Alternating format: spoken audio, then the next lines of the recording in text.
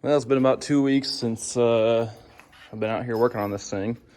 I'm in the Army and we were in the field for a couple of weeks, so couldn't really get any work done. But one good thing, I did order some parts. Got the U-joint and the hoses for this new Borgenson steering box. It's like a 14-to-1 ratio. Make this thing drive a lot better. And the Holley FI kit also showed up. Super excited about this. This thing is super lightweight too. All the wires and stuff in there. I bought the complete kit. It came with all this extra stuff. There's just a bunch of fittings, some hose, all sorts of stuff in there. And also got an overhaul kit just to get the seals and stuff on that transmission replaced. Got some all the front end parts, tie rods, ball joint, stuff like that. Got that from Rock Auto. Just got stuff everywhere. Got new rings. Yeah, I think we're gonna go ahead and tear into this transmission today. Do the shift kit and replace a bunch of seals in it. Check her out, make sure she's good. So, got the pan off of her and cleaned her up a little bit. Got all the scuds off of it, most of it at least. I'm gonna throw a coat of black paint on it, I think. Pretty dark in there. A little bit of buildup there. Not seeing any metal. Well, might be a couple little flakes in there, but it doesn't look too bad. You see a little bit of sparklies in there on the filter. I don't know if you can see it on the camera or not. But I'm gonna go ahead and read the directions on this B&M shift kit and start tearing it apart. Well, ran into a little bit of an issue. I was putting it back together. I got it about halfway back together, and in the directions here, it tells you to go ahead and shave down this, what is it, throttle valve, what's it called here? Yeah, your throttle valve assembly. You grind that down to where you have 9/32 there. And I did that, and they told me to install the supplied red spring. But here's the old spring. Here's the red spring they were talking about. I don't know if you can see that. Pretty big difference in these two springs. I took my calipers here, and this one's got a outside diameter of 0.42, almost 0.43. This one is about 0.38-ish. So then I measured my hole in here where it goes, and it's about 0.41. So I tried just shoving this thing in there, and that was the wrong answer. Let me tell you, don't do that. I was able to get it back out, but I called B&M, and B&M's owned by Holley, and a Holley guy was nice enough to just send me a new kit. But it was the same issue. This red spring just does not fit. But there's also this green spring they supply, and you'll measurement, it's 0.38. I'm wondering if there was a typo on this instructions or something. I'm not sure, but I'm just gonna slide that in there and run it. You can see the difference between the stock spring and the new one. There's a little more gap in between the coils, and it almost feels like this green one's a little bit, I don't know if I can hold them, a little bit stiffer than the stock spring. So we're just throw the green one in there for now, and hopefully it'll work, I guess. This wasn't too bad, really. I'm almost back together with it all. Just one thing you gotta make sure is when you're putting it back together, make sure you completely take it apart. I already had this apart, and just make sure all your valves move in there. And when you're putting it back together, just don't do it dry.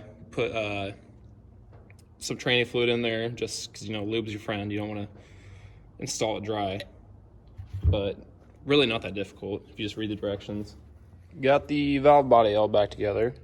I'm about to put it back in the transmission here. And when I took it out initially, this ball and this spring came out. I had it sitting just like this, and I realized now that I'm putting it back together, and with the help of my book here, right here, a little check ball and spring go in here, and then rides on that. That's your gear selector. And now I would not have ever found that out if I didn't have this book. So if you're diving into transmission, I highly recommend you getting a nice book like this. It definitely helps because you can't find everything online for these things. Okay guys, don't make the mistake that I did. I finally, after putting this thing back together, figured out why that spring and check ball came out. I probably should have read the book instructions before I took this throttle body out, or valve body, but I didn't. Live and learn, I guess. So you put it all the way in low. That'd be park, I think. So put it back in low, and there's this clip right there. Pop that clip out, and then you take your 1, 2, 3, 4, 5, 6, 7, 8, 9, 10 bolts out. And then this whole thing's just gonna slide out with your selector deal. So yeah, never mind the sound of that big block Chevelle. Jesse's doing something today. He's gonna clean it up today or something. I just want to show you guys this. On these pans, it's critical that they're relatively flat or on the sealing surface. So you can take it. We'll say that this concrete's level. You can hear there's a little bit of rocking in there. I'm gonna call that all right. But if you have a big bend, or some people they over tighten these,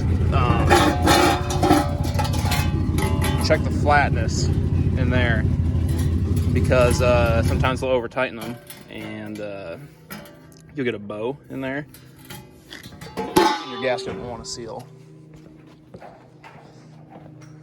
And also, just take while you have it apart, just take a tap and chase the threads on there, because I know from experience, if just one of these ain't sealing or it's cross-threaded and ain't working, it's you're gonna have a leak, and no one likes leaks. I'm just gonna run your standard cork gasket on there. The key to these is you don't want to over tighten them. Make sure you go to spec. If you over tighten them, they'll start leaking. Okay, now that you got it to this point, don't forget to adjust your bands. The other adjustment is right here. I'll take this filter off to get in there, but oh well. It's like the main issue, or main reason why people think that Chrysler transmissions are junks, because they never service them. They never change fluid and never adjust these bands. They're pretty easy to do. This is the one for the kickdown band adjustment, which is up here in the front by your shift lever. Be right here. It says here in the book, talks about if you have different kickdown lever ratios. I don't know what mine is, so I'm just gonna go with the 2 1/4 turns. But you tighten them. You're gonna tighten your nut down to 72 inch-pounds. Right here, your adjuster nut. Make sure you take your jam nut off. Give it plenty of space in there. You're gonna tighten that down to 72 inch-pounds, and then back it off 2 1/4 turns. And for the low reverse band, you'll do basically the same thing. Take your jam nut off of there, tighten this into 72 inch-pounds, and back it off. This one they call for 2 turns. Once you have those bands adjusted, now's a good time to just double check all your screws are tight, because if they're loose, then you'll have passages in there leaking and not build enough pressure, and then it's not going to shift right or work right. So just take a couple extra minutes and make sure all those bolts are tight, screws are tight. You throw your filter on, you put your pan on, and that should be about it. I think I'm gonna clean it up a little bit and throw some paint on it, and we'll get ready to, oh, I do need to, gotta replace this seal back here. But yeah, not too difficult. Just take your time and you'll be able to get it, and make sure you take pictures. Anyways, if you like this video, make sure you like and subscribe and hit that notification bell. Thanks for watching.